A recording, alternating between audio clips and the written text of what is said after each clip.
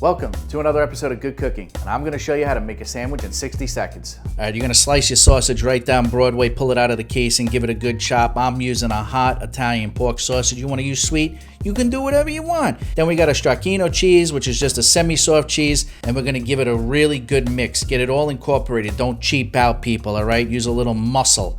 Salt, pepper, give it another mix again. We got a semolina round loaf. Why do we call it that? Because it's made with semolina flour.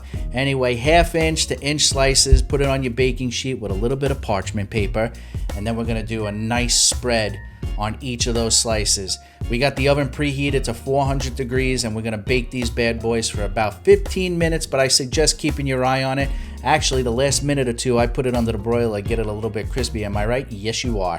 Anyway, then I lay on the floor for the last 3 minutes and I watch these bad boys cook up like I'm talking to a puppy at a kennel. Oh, Ben got that shot. Jesus Christ. Anyway, look at how delicious these are going to be. Make these if you got people coming over or if you're just hanging around the house on a weekend. Throw these in the oven. They smell delightful.